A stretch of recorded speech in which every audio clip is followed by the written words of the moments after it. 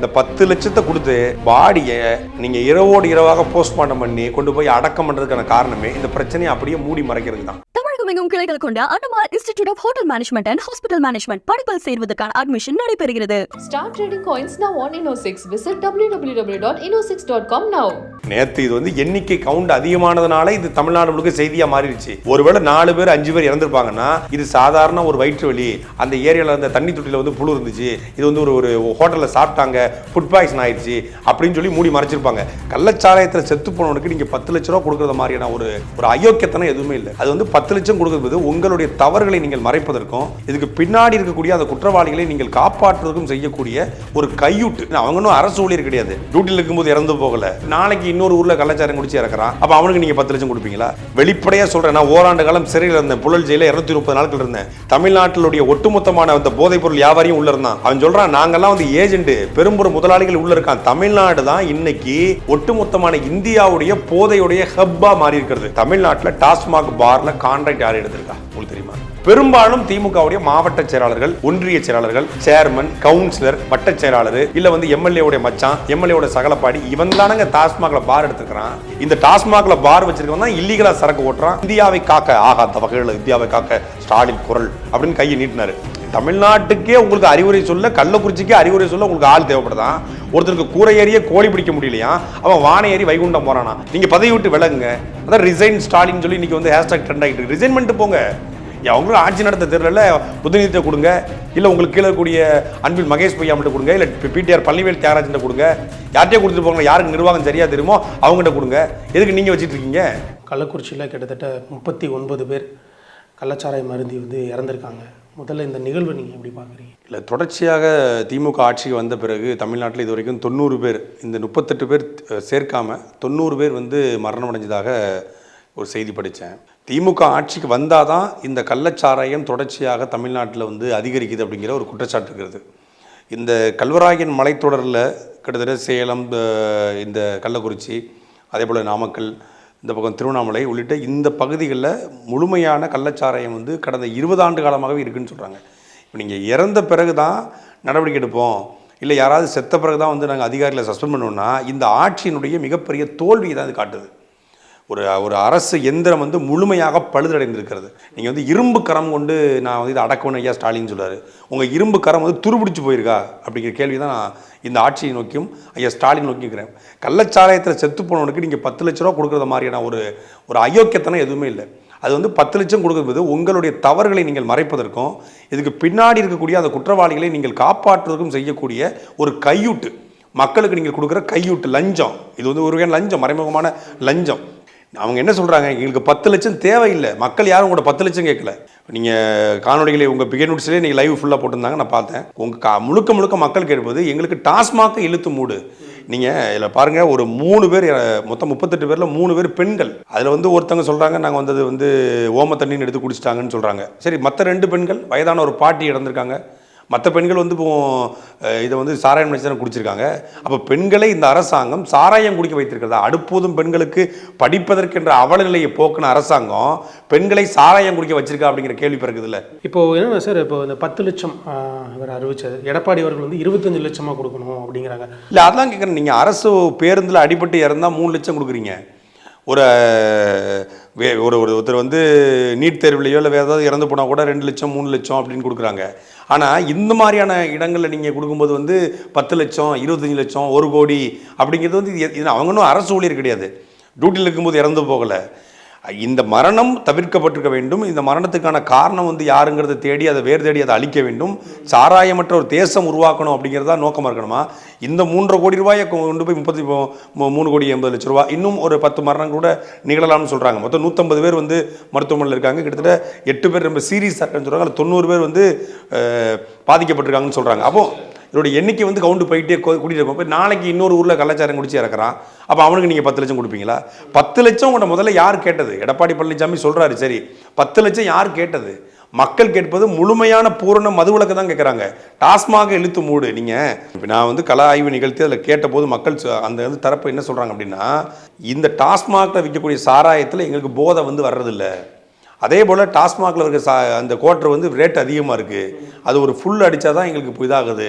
அப்போ இந்த களைப்பை போகிறதுக்காக எல்லாமே எளிய மக்கள், பாமர மக்கள், அன்றாடம் காட்சி கூலிகள், இவங்க ஒரே சமூகத்தை சார்ந்தவர்கள், எல்லாருமே ஒடுக்கப்பட்ட சமூகத்தை சார்ந்தவர்கள் தான் பெரும்பாலும் இறந்துருக்காங்க. அப்போ அவங்க வந்து இந்த ஒரு 50 ரூபாய்க்கு இந்த பாக்கெட் கிடைக்கும் போது வாங்கி குடிக்கிறாங்க. ஒருத்தருடைய மரணத்தில் சுரேஷ் ஒருத்தர் இறந்து போகிறார். முதல்ல அவருடைய மரணத்தில் கலந்துக்கிட்டவங்களுக்கு இந்த சாராயம் கொடுக்கப்பட்டிருக்கு. அப்புறம் அவர் கள்ளச்சாராயத்தை தான் இறந்திருக்காரு அப்படிங்கிறத உறுதிப்படுத்தி அந்த சாராயம் அது தடுக்கப்பட்டிருந்தா இவ்வளோ பெரிய பின்விளைவுகள் ஏற்பட்டிருக்காது. மாவட்ட ஆட்சியரும் மாவட்ட காவல்துறை கண்காணிப்பாளரும் அதே போல் ரிஷிவந்தியத்துறை சட்டமன்ற உறுப்பினரும் திமுகவுடைய தெற்கு மாவட்ட செயலாளர் வசந்தம் கே கார்த்திகேயன் சொல்லி இந்த 3 பேரும் உட்கார்ந்து பேட்டி கொடுக்குறாங்க. அந்த பேட்டியில் மாவட்ட ஆட்சியர் ஸ்ரவன்குமார் என்ன சொல்கிறார் அப்படின்னா, இது கள்ளச்சாராயத்தால் நிகழ்ந்த மரணம் கிடையாது, இது வந்து வயிற்று வலியால் இறந்துருக்காங்க, ஒருத்தருக்கு அதில் குடிக்கிற பழக்கமே கிடையாது, அதுவும் நம்ம கள்ளக்குறிச்சி மெடிக்கல் காலேஜில் இந்த மரணம் நிகழலை அப்படின்னு சொல்லி அவர் இந்த மரணத்தை கள்ளச்சாராய மரணமாக கிளைம் பண்ணல. ஒருவேளை கள்ளச்சாராய மரணமாக கிளைம் பண்ணியிருந்தாருன்னா இவ்வளவு பேர் இறந்துருக்க மாட்டாங்க. நேற்று நைட்டு வந்து இந்த கள்ளச்சாராயத்தை வீட்டில் வாங்கி வச்சவங்க அவங்க என்ன பண்ணிருக்காங்க, சரி கள்ளச்சாராய மரணம்னு கலெக்டரே சொல்லிட்டாருன்னு சொல்லி அவங்க எடுத்து குடிச்சிருக்காங்க. அதுக்கப்புறம் தான் நிறைய பேர் பாதிக்கப்பட்டிருக்காங்க. அப்போ இது கலெக்டர் முதன்மையான காரணம். கலெக்டர் அவராக பேசினாரா இல்லை மாவட்ட செயலாளரும் ரிஷிவந்திய சட்டமன்ற உறுப்பினருமான திமுகவை சேர்ந்த வசந்தம் கார்த்திகேயன் பேசினாரா அப்படிங்கிறத முழுமையாக திமுக விசாரிக்கணும். சரி, அந்த 2 பேருமே நடவடிக்கை எடுத்தீங்க, கலெக்டர் மேலையும் எஸ்பி மேலையும் எடுத்திருக்கீங்க, ஏன் உங்கள் எம்எல்ஏ மேலே எடுக்கிற? உங்கள் எம்எல்ஏ தானே பேட்டி கொடுத்துருக்காரு. ஏவாவேல் அவர்கள் வந்து அவருடைய பேட்டியிலே சொன்னார், இது வந்து முழுக்க காவல்துறை தான் வந்து இதுக்கு பொறுப்பேற்கணும், அதனால தான் நாங்கள் வந்து எஸ்பி. காவல்துறை பொறுப்பேற்கணும், காவல்துறை கட்டுப்பாட்டில் வச்சிருக்க ஸ்டாலின் தானே பொறுப்பேற்கணும். அப்போ ஸ்டாலின் உடந்தையா? காவல்துறை யார் கட்டுப்பாட்டில் இருக்கு? டிஜிபினா டிஜிபி இயக்குவது வந்து மரியாதைக்குரிய தமிழ்நாட்டு முதலமைச்சர், லாண்ட் ஆர்டர் அவர் கட்டுப்பாட்டில் இருக்குது. அப்போ அவருடைய தோல்வியா? அந்த கேள்வி இருக்குல்ல. ஸ்டாலின் அவர்கள் ஆட்சி ஏற்றதுக்கப்புறம் இது வந்து போதை இல்லாத தமிழகமாக மாற்றுவோம், சமூக நீதிக்கான ஆட்சி, பெண்களுக்கான ஆட்சி அப்படிங்கிற மாதிரியான ஒரு கிழிச்சார். என்ன பெண்களுக்கான ஆட்சி, என்ன சமூக நீதிக்கான ஆட்சி, என்ன போதையில்லா ஆட்சி? 3000 கோடியில் கிட்டத்தட்ட 8000 கிலோ போதைப் பொருட்களை கிடைத்த ஜாபர் சாதிக்க பக்கத்தில் வச்சுக்கிட்டு நீங்கள் போதையில்லா தமிழ்நாட்டை உருவாக்க போகிறீங்களா? ஏங்க வெளிப்படையாக சொல்கிறேன், நான் ஓராண்டு காலம் சிறையில் இருந்தேன், புழல் ஜெயிலில் 230 நாட்கள் இருந்தேன். தமிழ்நாட்டிலுடைய ஒட்டுமொத்தமான அந்த போதைப் பொருள் வியாபாரியும் உள்ளே இருந்தான். அவன் சொல்கிறான், நாங்கள்லாம் வந்து ஏஜென்ட்டு, பெரும்புற முதலாளிகள் உள்ளே இருக்கான். தமிழ்நாடு தான் இன்னைக்கு ஒட்டுமொத்தமான இந்தியாவுடைய போதையுடைய ஹப்பாக மாறி இருக்கிறது. நம்ம சினிமாக்களில் இந்த அயன் போன்ற படங்களில் பார்க்கக்கூடிய போதைப் பொருட்களை இன்றைக்கி தமிழ்நாட்டில் கண்கூடாக பார்க்குறோம். சென்னையில் இப்போ அண்ணா நகரில் கடந்த ஒரு 3 மாதத்துக்கு முன்னாடி கூட சவுத் ஆஃப்ரிக்காவை சேர்ந்த ஒரு 2 பேரை போதைப் பொருளை சந்தை பிடிச்சாங்க. அதில் கிலோ கணக்கில் ஹெராயின் அவங்ககிட்ட மாட்டியிருக்கிறது. அப்படி தமிழ்நாடு முழுக்க போதையுடைய தளமாக மாறிட்டு போட்டுட்டு கண்டக்டரை ஒருத்தன் அடிக்கிறான், போட்டுட்டு அழகர் ஆற்றுல இறங்குறாரு, அருவாளத்துட்டு ஒருத்தன் வெட்ட போகிறான், போட்டுட்டு சாலையில் 2 பேர் ஒருத்தன் பைக்கில் வரான் அடிக்கிறான், தர்மபுரியில் ஒருத்தன் வந்து கத்தியை வச்சு ரோட்டில் சாண பிடிச்சிட்டு உட்காந்துக்கிறான். சர்வசாதாரணமாக வந்து தமிழ்நாடு முழுக்க கிடைக்குது. அப்போ என்ன தடுத்துருக்கீங்க? எந்த நடவடிக்கையும் எடுக்கலை.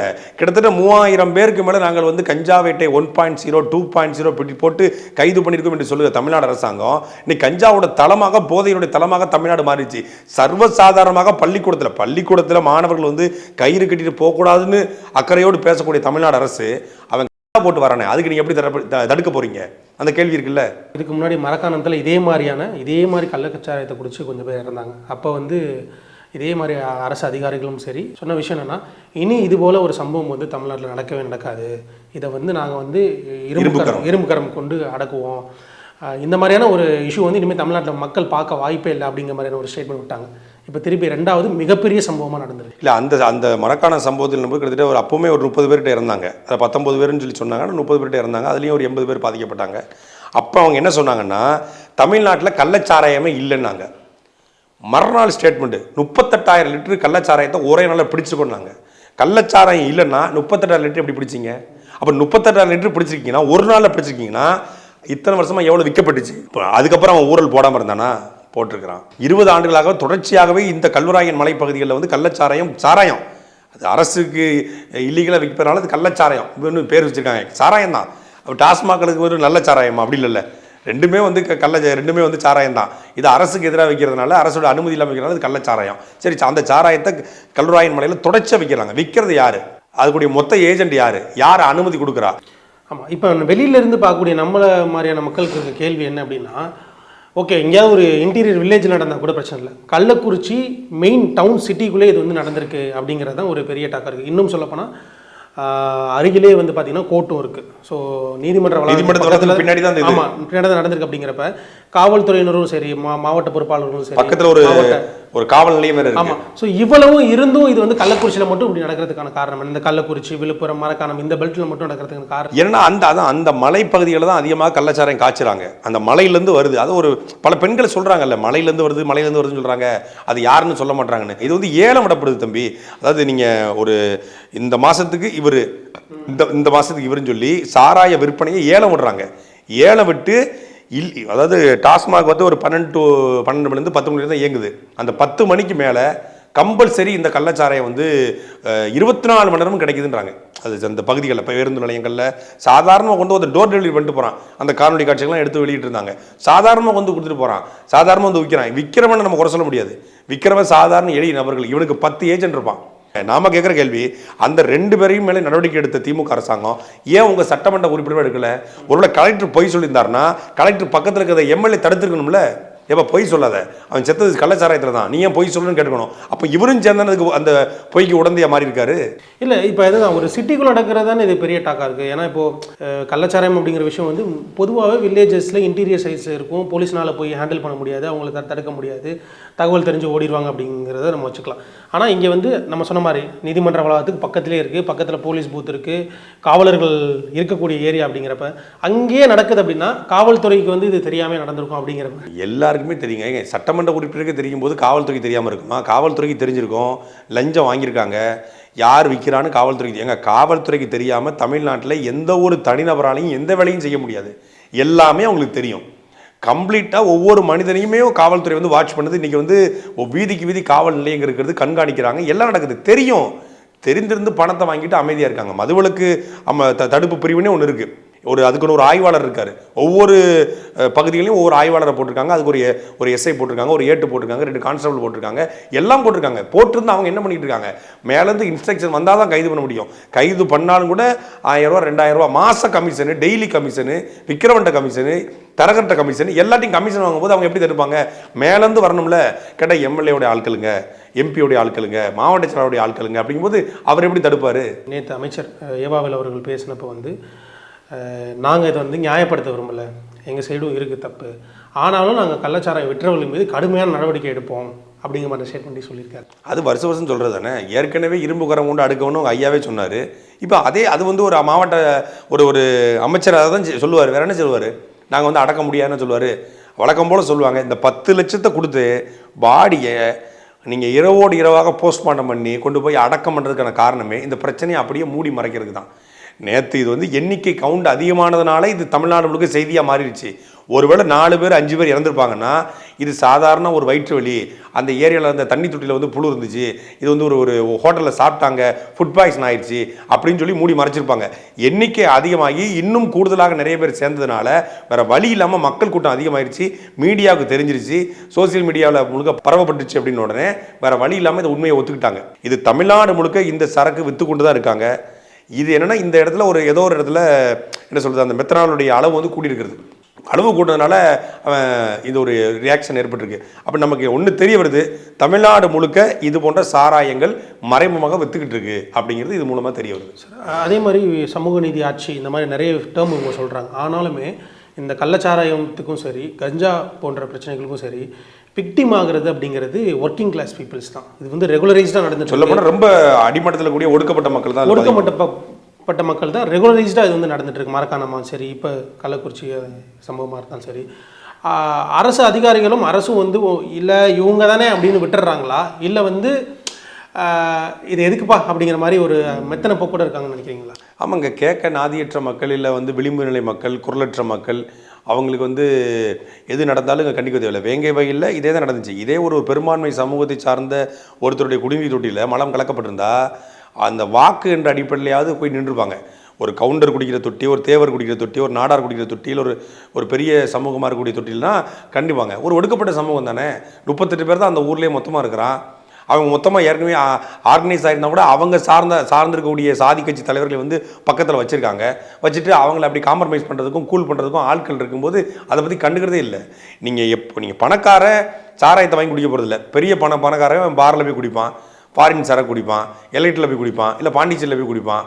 கொஞ்சம் இருக்கவன் டாஸ்மாகில் குடிக்கிறான். வசதியற்றவன் எளிய மனிதர்கள் தான் இதை குடிக்கிறான். இதை குடிக்கிற நிலைமைக்கு அவனை தள்ளியது முதல்ல யார்? அவனை ரெகுலராக குடிக்க வச்சது யார்? அவனை டாஸ்மாகில் குடிக்க பழகுனாரு. டாஸ்மாக் அப்படிங்கிற கான்செப்டை ஒழிச்சிட்டா கள்ளச்சாராயம் பெருகிறோம் அப்படிங்கிறது தான் ஆட்சியாளருடைய எண்ணமாக இருக்குது. டாஸ்மாக் கொண்டு வந்திருக்கான அடிப்படையே வந்து கள்ளச்சாராயம் தமிழ்நாட்டில் அதிகமாயிருச்சு அப்படிங்கிறதான் கொண்டு வந்தாங்க. சரி, இப்போ அதிகமாயிருக்கு, என்ன பண்ண போகிறீங்க? இப்போ நீங்கள் 1956 குடித்ததுக்கும் 86 குடித்ததுக்கும் 90 குடிச்சு செத்ததுக்கும் இப்போ 21ஆம் நூற்றாண்டு பாதியில் வந்து நிற்கிறோம். இப்பவும் கள்ளச்சாராயம் குடிச்சு சாகிறான், மெத்தனால் குடிச்சு சாகிறான் அப்படின்னா அந்த மக்களை நீ அரசியல் படுத்தியிருக்கிற, அந்த மக்களுக்கு என்ன நீ வந்து பண்படுத்திருக்கிற, என்ன மக்களை வந்து மாற்றிருக்கிற? ஒன்றும் இல்லையே. இன்னும் நீ அப்படியே தான் வச்சிருக்கிற. அவனுக்கு எதை குடிக்கணும் எதை குடிக்கக்கூடாதுன்னு கூட அவனுக்கு தெரியல. அந்த அளவுக்கு தான் நீ வச்சிருக்கிற. டாஸ்மாகில் நல்ல சாராயம் இருக்கும்போது ஏன்டா கள்ளச்சாராயத்தை குடிச்சு சாகுறீங்க, இது மக்களுடைய தப்புன்னு சொல்லி திமுக கட்சிக்காரன் சொல்கிறான். அது நல்ல சாராயம் இல்லை, அது இது உடனடியாக சாவு, அது கொஞ்சம் நாள் கழிச்சு சாவு, அவ்வளோதான். சாவு கண்டிப்பாக வரும், அது தள்ளி போடப்படும். தினம் உழைக்கிற மக்கள் தங்களுடைய பணத்தை கொண்டு போய் இதை டாஸ்மாகில் தான் கொட்டுறாங்க. கொட்டி ஒரு 45 வயசு சாகிறவன் 30 வயசு எடுத்துட்டான், அவ்வளோதான். இது சாவு என்பது இது உடனடியாக நிகழ்ந்திருக்கிறது. மொத்தமாக இதுக்கு ஒரே ஒரு தீர்வு, பூர்ண மதுவிலக்கு மட்டும்தான். அப்போ திருப்பி கள்ளச்சாராயம் பெருகுதான் தடுப்புக்கு தானே அரசு எந்திரம் இருக்குது, காவல்துறை இருக்குது, நிர்வாகம் இருக்குது. கள்ளச்சாராயம் காய்ச்சறவன கடுமையான தண்டனை கொடு, குண்ட சட்டத்தை பயன்படுத்தி மீண்டும் பிடிச்சி ஒரு 1000 பேரை உள்ள போடு. மரக்கான கலவரத்துக்கு மணக்காரத்துடைய அந்த செய்யூர் பக்கத்தில் இந்த கள்ளச்சாராய விபத்து இதுக்கு பின்னாடியும் திமுகவுக்காரன் தான் இருந்தாங்க. அவர் கூடவே வந்து செஞ்சி மஸ்தான் ஃபோட்டோ பிடிச்சி போட்டான்னு சொல்லி பெரிய சர்ச்சையெல்லாம் மாறியது. அப்போ எல்லா பிரச்சனைகளுக்கும் நீங்கள் வேர்தடி போனீங்கன்னா அதிகார வர்க்கத்தில் அது அதிமுக இருந்தால் அதிமுக காரனாக இருப்பான், திமுக இருந்தால் திமுக காரனாக இருப்பான். இதுதான் யதார்த்தம். நான் வெளிப்படையாக பேசுகிறேன். பிகே நோட்ஸில் தமிழ்நாட்டில் டாஸ்மாக் பாரில் கான்ட்ராக்ட் யார் எடுத்திருக்கா உங்களுக்கு தெரியுமா? ஒன்று திமுக இல்லை அதிமுக. அதிமுக ஆட்சி காலத்தில் 90 விழுக்காடு அதிமுக, 10% திமுக. திமுக ஆட்சி காலத்தில் 90 விழுக்காடு திமுக, 10% அங்கங்கே அதிமுக. பெரும்பாலும் திமுகவுடைய மாவட்ட செயலாளர்கள், ஒன்றிய செயலாளர்கள், சேர்மன், கவுன்சிலர், வட்ட செயலாளர், இல்லை வந்து எம்எல்ஏவுடைய மச்சான், எம்எல்ஏவோட சகலப்பாடி, இவன் தானங்க டாஸ்மாகில் பார் எடுத்துருக்கிறான். இந்த டாஸ்மாகில் பார் வச்சிருக்கவன் தான் இல்லீகலாக சரக்கு ஓட்டுறான். இவன் தான் இப்போ இந்த போதைக்கு அடிமையான கும்பலுக்கு சரி நைட்டு 10 மணி கடை அடிச்சாச்சு, அப்போ சாராயம் ஓட்டுன்னு சொல்லி ஓட்டுறான். சாராயம் காட்சி விற்கிறவனுக்கு வந்து துணை போகிறான். இன்னொன்று என்னன்னா, இந்த டாஸ்மாகில் பார் உரிமையாளர்களுக்கும் இந்த சாராயம் விற்கிறவனுக்கு ஒரு பெரிய போட்டி இருக்குது. இவன் சரக்கு விற்றானா இவன் சரக்கு ஓடாது, டாஸ்மாக் சரக்கு விற்றா இவன் சரக்கு ஓடாது. ஏன்னா இவன் சரக்குல போதை அதிகம், சாராயத்தில் இது போதை கம்மி. அப்போ என்னன்னா இவனே இவனை போட்டு கொடுக்குறான். டாஸ்மாக் பார் வச்சிருக்கவனே சாராயம் விற்கிறவனை போட்டு கொடுக்குறான். எனக்கு தெரிஞ்ச ஒரு காவல்துறை அதிகாரிகிட்ட பேசினேன், ஒரு ஆய்வாளர். உறவினர் அப்படி சொல்லும்போது அவர் என்ன சொல்றாருன்னா, ஒரு பெரிய ஷாக்கிங்காக இருந்துச்சு. இவனே வந்து மெத்தனால கலந்து விட்டுருக்கலாம். இப்போ நீங்கள் பேரல் இருக்கு இல்லையா, பேரலில் இவனே மெத்தனால கலந்து விட்டு இவனை ஒரு போட்டிக்காக கூட கலந்து விட்டுட்டு இவன் வந்து இந்த மாதிரி பண்ணி விட்டுருக்கலாம், அப்படி கூட நடந்திருக்க வாய்ப்பு இருக்குது. ஏன்னா திடீர்னு இப்படி ஒரு மெத்தனாலுடைய அளவு தெரிஞ்சவரை 2 ml 2 ml வரைக்கும் தான் மனிதர்கள் பயன்படுத்த முடியுன்றாங்க. 2 mlக்கு மேலே மனிதர்கள் பயன்படுத்தினாலே ஒன்று கண்ணு முதல் பாதிக்கப்படும், அப்புறம் நரம்பு மண்டலம் பாதிக்கப்பட்டு இந்த இதுலமே அப்படி தான் ஆயிருக்கு. காஸ் ஆஃப் டெத் வந்து முதல்ல கண் பாதிக்கப்பட்டு, அதான் மெத்தனாலுடைய எஃபெக்ட் அதுதான். கண் பாதிக்கப்படும், அப்புறம் நரம்பு மண்டலம் பாதிக்கப்பட்டு கை கால் விழுந்துரும், அப்புறம் உடனடியாக அதுதான் என்ன சொல்கிறாங்கன்னா 10 mlக்கு மேலே பயன்படுத்தினாலே மரணம் உறுதின்றாங்க. 100 mlனா ஸ்பாட்லேயே அவுட்டுன்றாங்க. அப்போ அந்த மெத்தனாலுடைய அளவு வந்து அதிகரித்திருக்கிறது. அப்போ அந்த மெத்தனாலை யார் கலந்தா, மெத்தனால் உங்களுக்கு எங்கே கிடைச்சது? போன முறையுமே அண்ணன் சீமான் அவர்கள் இந்த இறப்புக்கு வந்து பணம் கொடுத்ததை வந்து ரொம்ப கடுமையாக கண்டிச்சிருந்தார். இப்போ இதே மாதிரி இந்த டைமும் கொடுத்துருக்காங்க. இந்த இறப்புக்கு பணம் கொடுக்கறது அப்படிங்கிறது ஒரு கரெக்டான விஷயமா சார்? இல்லை, இப்போ இந்த இறப்பில் பாதிக்கப்பட்ட குடும்பங்கள் இருக்குது. இப்போ இந்த இவர் இறந்து போனதுனால அவங்க குடும்பம் நெருக்கதியாக நிற்கக்கூடாது, அதை அரசு தத்தெடுத்துக்கலாம். இப்போ எடப்பாடி பழனிசாமி அவர்கள் வந்து அறிவிச்சுக்க நான் வரவேற்கிறேன். அந்த குடும்பத்திற்கு வந்து மாதம் 5000 ரூபாய் 10 ஆண்டுகளுக்கு நாங்கள் கல்வி செலவை ஏற்றுக்கிறோன்னு சொல்கிறாங்க. அது ஒரு நல்ல ஆரோக்கியமான முன்னெடுப்பு. அவங்கள்ட்ட ஒரு ஃபண்ட் இருக்குது, அவங்க செய்கிறேன்னு சொல்கிறாங்க. அதே போல் அரசு நினச்சா மொத்தமாக அந்த இப்போ நீங்கள் வந்து ஒரு குடும்பத்தில் பாதிக்கப்பட்டவங்களுடைய குடும்பத்தில் இருக்கிற குழந்தைகள், இப்போ 3 குழந்தையோட அப்பா அம்மா இறந்து போயிட்டாங்க, அந்த 3 குழந்தைகளும் அரசு தத்தெடுத்து அவங்களுடைய முழுமையான கல்வி செலவை ஏற்றுக்கொள்வது ஒரு ஆரோக்கியமான விஷயம். இந்த 10 லட்சம் பணம் வந்து சரியாக அவங்களுக்கு போய் சேருமா? அதை வச்சுட்டு அவங்க என்ன பண்ண போகிறாங்க? இப்போ ஒரு வீட்டில் வந்து ஒரு தம்பி இறந்துருப்பார், அண்ணன் கொடுத்தா அண்ணன் என்ன பண்ண போகிறார் அப்படிங்கிற கேள்வியெல்லாம் இருக்குது. இது ஒரு தவறான முன்னுதாரணம். இது செத்த உடனே பணம் கொடுக்கறது அப்படிலாம் வந்து அது வந்து பிரச்சனையை மூடி மறைப்பதற்காகவும் அதை வந்து ஆற்றுப்படுத்துவதற்காக தான் பயன்படுமே ஒழிய இது ஒரு ஆரோக்கியமான விஷயம் கிடையாது. அவங்களுக்கு வந்து தேவையான அடிப்படை வசதிகளை இதன் மூலமாக செய்து கொடுத்தா கூட அது ஒரு நல்ல ஆரோக்கியமான விஷயமா எடுத்துக்கலாம். எங்களோட சக்தி மீறி வந்து இது வந்து நடந்துருச்சு அப்படிங்கிற மாதிரி அமைச்சர் அவர்கள் சொல்லியிருக்காங்க. முதலமைச்சர் தான் சொல்லியிருந்தார். ஆமாம், எங்களோட சக்தியை மீறி நடந்துருச்சு. அதே மாதிரி முதலமைச்சர் இன்னொரு அறிக்கையில் சொன்னாங்க, என்னை வந்து மிகுந்த சோகத்தில் ஆழ்த்திருச்சு, எங்களோட சக்தியை மீறி நடந்துருச்சுன்னு சொல்லிட்டு ஆட்சியாளர்கள் சொல்கிறது வந்து இதை எப்படி அவரோட கையாகாத தனத்தை தான் பார்க்குறேன். இப்போ நீங்கள் ஸ்டாலின் வந்து தன்னை சர்வாதிகாரி அப்படின்னாரு. யார் தவறு செய்தாலும் நான் வந்து நடவடிக்கை எடுப்பேன்னு சொன்னார். நான் வந்து என் கட்சிக்காரனே தவறு செஞ்சாலும் கூட நான் வந்து பாரபட்சம் பார்க்க மாட்டேன் அப்படின்னு சொன்னார் ஆட்சிக்கு வர்றதுக்கு முன்னாடி. ஆட்சிக்கு வரதுக்கு முன்னாடி வந்து ஐயா ஸ்டாலின் வந்து எங்களுக்கு வந்து ஒரு பெரிய பாரம்பரியம் இருக்குது, பெரியார் கொடுத்த கொள்கைகள் இருக்கிறது, அண்ணா காட்டிய வழித்தடம் இருக்கிறது, கலைஞர் கருணாநிதி அவர்கள் கொடுத்த ஆட்சி இருக்கிறது, இந்த மூன்றையும் வைத்துக்கொண்டு ஒரு திராவிட மாடல் ஆட்சியை செய்யணும்னாரு.